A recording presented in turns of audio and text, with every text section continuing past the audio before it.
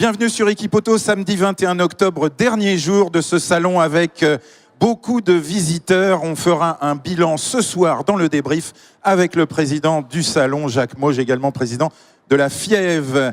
Avec nous ce matin, nos invités en plateau, Didier Blocus, ALD Automotive. Bonjour et bienvenue. C'est pas la première fois que vous venez sur le plateau. Bonjour. ALD Automotive qui est le premier loueur multimarque européen. Vous êtes également sponsor du Startup Park. Absolument. Voilà. Comment ça se passe? Beaucoup de pitch. Beaucoup de pitch, beaucoup de visiteurs, donc ça se passe très bien. Ouais. Absolument, oui. Bon. On a eu très nombreuses startups dans le monde de la mobilité, Mobilitech, qui venaient présenter leurs solutions, leurs produits divers et variés, donc très important pour nous, très inspirant en ce qui nous concerne. Bon, et on en reparlera plus en détail dans quelques instants. En face de vous, justement, une des startups présentes sur ce Startup Park. Alors, on triche un peu, vous n'êtes pas tout à fait une startup. Laurent Colas, bonjour. Bonjour. Vous êtes fondateur et président de Rescue Me. Alors, Rescue Me, on ne connaît pas beaucoup en France, on connaît énormément aux États-Unis. Oui, tout à fait. En quelques mots? Donc Rescue Me, à la base, c'est un produit de sécurité pour permettre de secourir une personne bloquée dans une voiture. C'est ces fameux marteaux de survie, voilà. C'est le petit produit qui se met en porte-clés pour permettre de couper une ceinture et briser une vitre. Et on l'a développé auprès des forces de l'ordre et professionnels du secours. Ça commence par les professionnels et puis ça s'étend vers les professionnels de l'automobile ensuite. C'est bien naturel. On va en parler Exactement. plus en détail après. Merci. Alors l'actualité du salon en ce samedi 21 octobre. Rendez-vous tout d'abord sur l'espace formation et démo pour les tutos d'Equipoto. C'est dans le pavillon 3, allée E, c'est une pépite du salon. Beaucoup de démonstrations orchestrées par les professionnels du GNFA. Évidemment, vous connaissez le GNFA.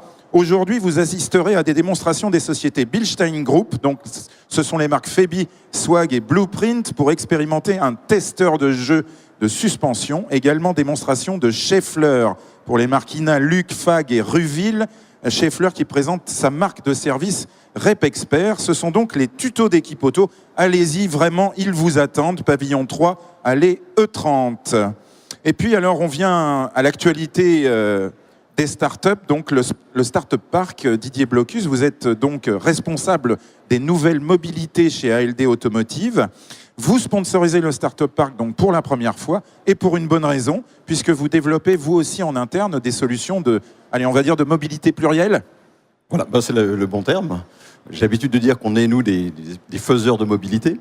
Donc on utilise évidemment notre expérience, l'expérience de nos collaborateurs pour créer de nouveaux services, de nouveaux produits. Et puis nous trouvons aussi très inspirant de collaborer avec d'autres dans cette tâche, parce que la mobilité est un vaste sujet. Beaucoup peuvent avoir de formidables idées.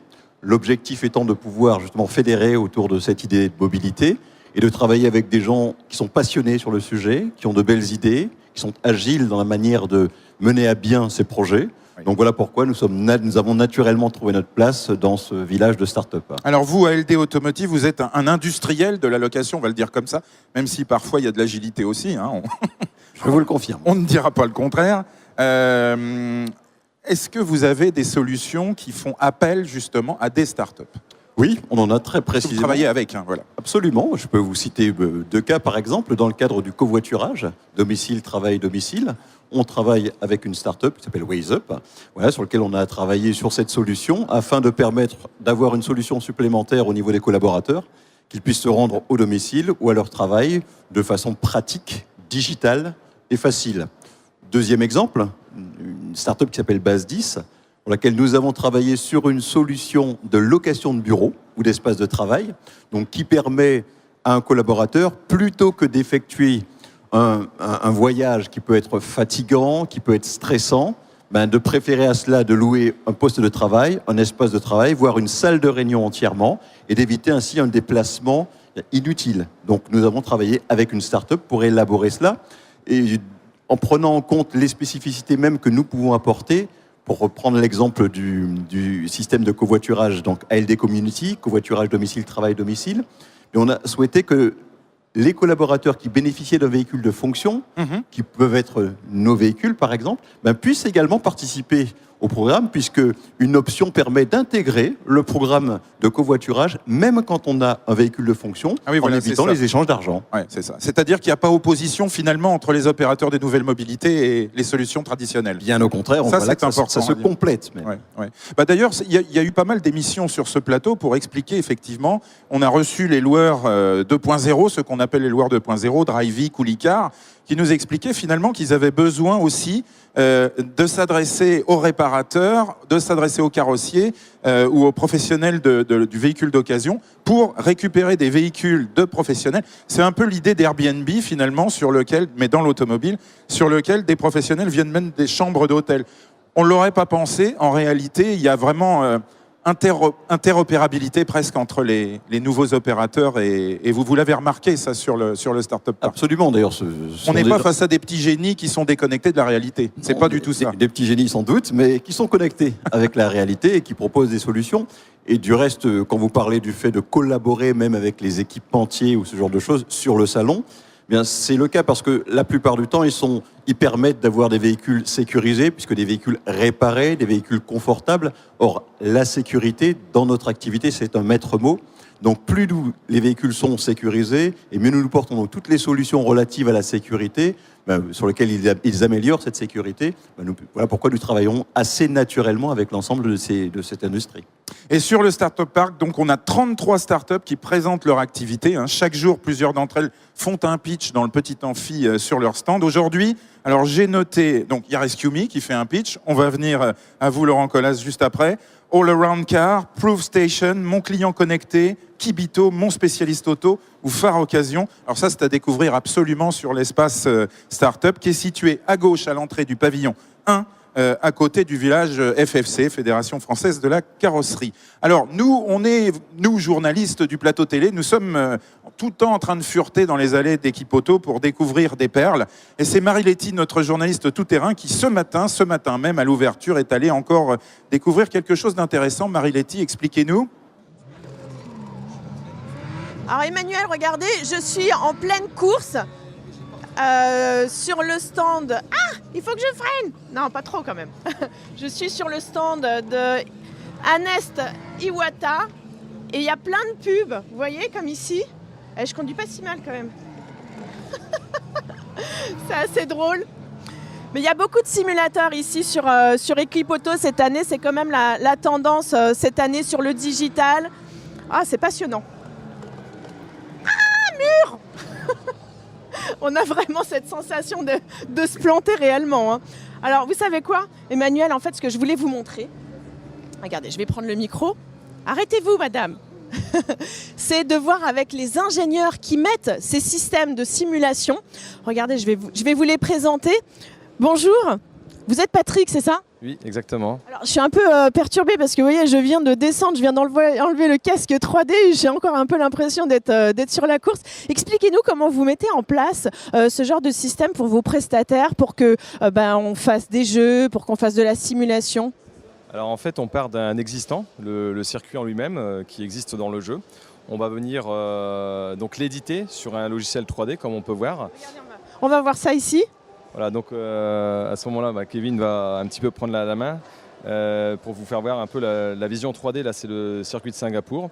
Et on va venir changer au niveau des panneaux publicitaires ce qui existe, l'existant en fait. Admettons, là, pour le cas, c'est DHL. Et on va venir mettre notre publicité. Alors, pour notre client, ici, c'est Anest Iwata. Mais on peut très bien mettre aussi pour la nôtre, comme prosimu.com. Voilà. Oui, alors je ne sais pas si vous avez réussi à le voir tout à l'heure sur l'écran.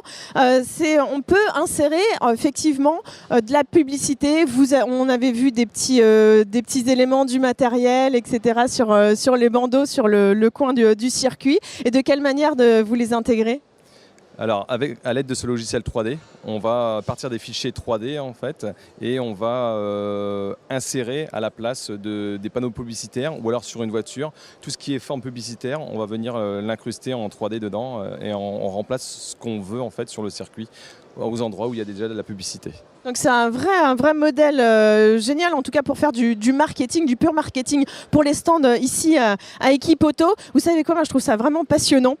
Je vais retourner faire un tour parce que j'adore. Est-ce qu'on peut remettre ça en route, Kevin? Bon, allez, à plus tard parce que là, il faut que je m'entraîne et essayer de ne pas foncer dans les murs parce que... Oui, sans casque? Ah d'accord, sans casque. Alors c'est parti. Allez, à tout à l'heure, Emmanuel. Merci Marie Laitier. Rendez-vous dans le pavillon 1 donc, pour découvrir cette grande tendance qui associe donc les simulateurs avec la capacité d'incruster, de personnaliser finalement le stand de l'exposant. Je pense qu'ils ont dû faire un carton. Alors avec nous sur ce plateau, Laurent Colas, donc Rescue Me. Vous êtes l'une des startups qui est présente sur le Startup Park, donc sponsorisée par ALD. Alors votre société a lancé aux États-Unis, parce que quelque part, vous étiez mieux qu'en France, on va le dire comme ça. C'était en 2000, donc ça fait bien longtemps maintenant, un marteau de survie pour couper la ceinture de sécurité, je crois au départ c'était ça, oui. En cas d'accident grave. Et puis c'était un petit marteau aux allures de porte-clés, puis ça a bien évolué. Racontez-nous en quelques mots. Oui, tout à fait. Donc on a lancé dans les fin des années 90-2000 ce petit produit Rescue Me qui permet, comme vous dites, de sortir une personne victime d'être bloquée dans le suite d'un accident. Et on a diffusé ça autour des mondes du secourisme pour ensuite l'intégrer auprès des sociétés et du grand public. Oui. Et il y a quelques années, on a décidé d'utiliser cette marque Rescue Me pour véhiculer d'autres solutions autour de la sécurité.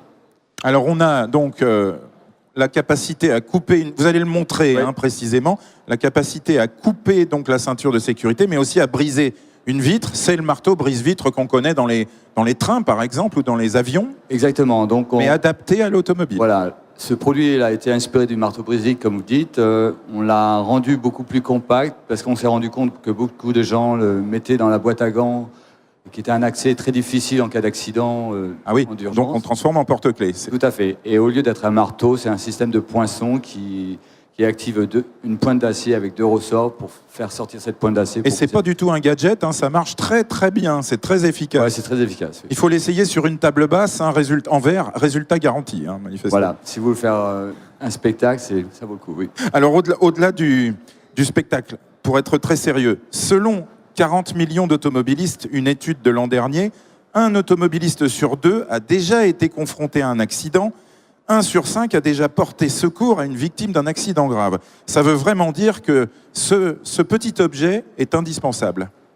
Aujourd'hui, oui, c'est une solution qui amène à un besoin réel dans le monde de l'automobile, puisque c'est pas anodin, ça peut arriver assez souvent. Ah oui. Les situations de tonneaux, les situations d'inondation. Et puis de porter secours, d'inondation, c'est vrai, avec les catastrophes naturelles qui arrivent malheureusement. Mais ce qui est important à dire aussi, c'est que chez nous, en Europe et en France en particulier, dans une voiture, on n'a pas, en premier équipement, ni de trousse de secours, ni de marteau de survie. C'est quand même incroyable. Ça met du temps, oui. On a avancé le progrès en mettant un triangle et les gilets. Oui. Mais il en manque. Il en manque. Il y a encore d'autres solutions qui devraient être nécessaires dans une voiture. Ouais. Bah oui, le gilet, on a même voulu. Alors ça, c'est très français. Quand on l'a mis, on a voulu verbaliser. Levé de bouclier, personne n'a voulu. Bon, alors maintenant, le gilet, il est rentré dans les mœurs et dans les habitacles. Il faudrait effectivement avoir une prise de conscience pour ce type d'équipement. Ça vient déjà chez les professionnels. Tout à fait. Donc aujourd'hui, le véhicule utilitaire, par exemple. Hein. Voilà. Donc aujourd'hui, on a un secteur d'activité où on voit les gens, le monde automobile est proactif sur ce genre de solutions, mais en Europe, on voit que c'est un peu lent. Donc aujourd'hui, on essaie de rendre les réparateurs, les concessionnaires, les services après-vente comme les loueurs à être beaucoup plus proactifs autour de leur clientèle pour avoir ce genre de message qui est rassurant autour de leurs clients. Bah oui, Didier Blocus, chez ALD, finalement, on pourrait sensibiliser les gestionnaires de flotte. Absolument. Je vous ai pu vous dire que la sécurité est un élément essentiel pour ALD Automotive, mais pour nos clients également. Donc la sécurité de leurs collaborateurs, si ça passe par ce type de dispositif, il n'y a pas de raison de s'en priver. Il n'y a pas de raison de s'en priver. Alors, à côté de vous, nous a rejoint sur ce plateau Alexandre Perret-Meyer. Vous êtes cofondateur de WeProof, l'une des startups présentes sur le Startup Park. Bonjour. Exactement, bonjour à vous. Vous n'étiez pas réveillé ? Si, j'étais juste sur le salon et en fait, on a eu un petit problème de coordination avec mon associé. Alors, présentez-nous WeProof en quelques mots.